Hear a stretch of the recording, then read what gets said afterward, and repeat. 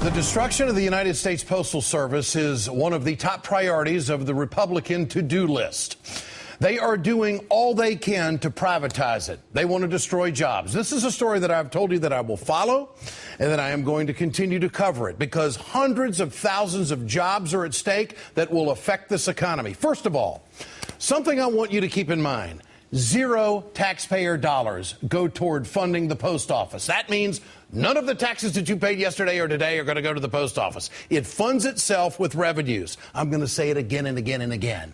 The Republican assault on the post office started in 2006 when a lame duck session rammed through a bill requiring the post office to pre-fund 75 years of retiree benefits in a 10-year window.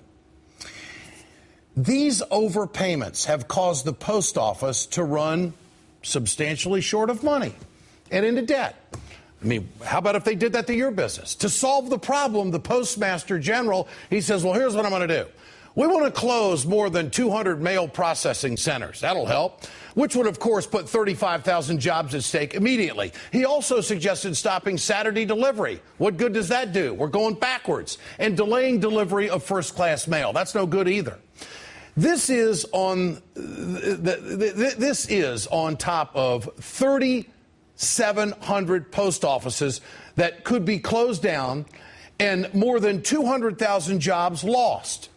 Today, finally, the Senate took up a bill that would really just postpone this agony. It's not going to reverse it the way I think it should happen. It's going to postpone the agony. The legislation would save more than 100,000 more than 100 processing facilities from immediate closure, allowing those areas to maintain overnight first-class mail for 3 years.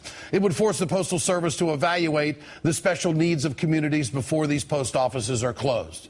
And, of course, it would delay cutting Saturday delivery for at least 2 years. And at that point, the Postal Service could only move to a 5-day schedule if it was the only way to cut costs long term. I mean, it's a bunch of mumbo jumbo is what it is. They don't have to do this. This is unnecessary. But none of these gets to the real heart of the problem. Here's the problem. It was the damn Congress back in 2006 that was run by the Republicans in the lame duck session.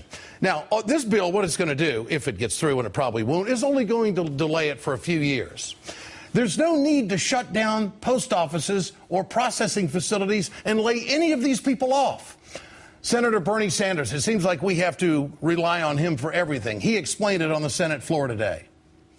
The major crisis, major financial crisis facing the Postal Service is the fact that they have an onerous burden of having to provide $5.5 billion every single year in future retiree health benefits. $5.5 billion every year, which was imposed upon them in 2006.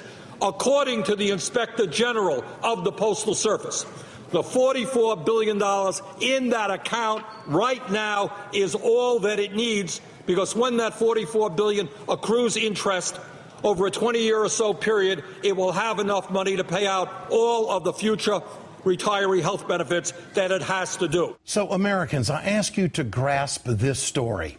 They already have enough money to take care of retirement for the next 75 years.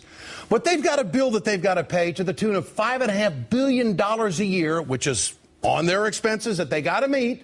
Why? Because the Congress forced them to go down this road. Why? Because they want to kill the unions, because they want to destroy this voting bloc. They want to destroy any kind of infrastructure they can of union workers and, of course, working folk of America. But most of all, they want to privatize.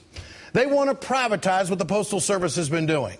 In fact, the Republicans want to privatize everything. Here's what I want the Democrats to do. I am getting sick and tired of hearing Mitt Romney and every other Republican out there saying, you know, if we get power, the first thing we're going to do is repeal Obamacare. Really?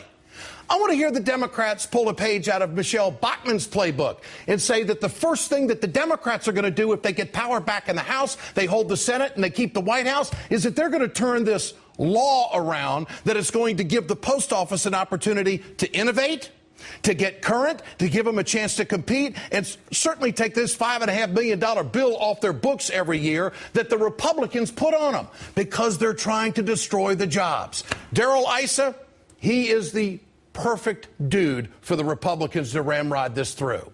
Let me tell you something. This is a cultural war in America. We treat workers like they're a piece of furniture. We just move them around wherever we want to put them and give them no say. They want to take away their voice as well.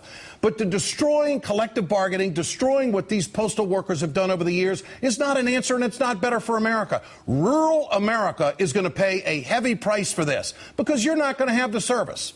Every radio station, I'm in that industry too, every radio station has in their budget shipping and delivery services, shipping and delivery expenses. Where do you think these expenses are going to go for small businesses in America if they gut the Postal Service? Well, I thought Republicans were business friendly. The hell they are. They're not worker friendly. They're not business friendly. And the Democrats, you need to stand up on this, and you need to tell the American people that if you get power, you will turn this rotten law around and make it in favor of America, the American economy, and American workers. Coming up, Mitt and Ann Romney. Well, they are defending strapping their dog to the roof of the car once again. We've got the video you won't want to miss next. Stay with us.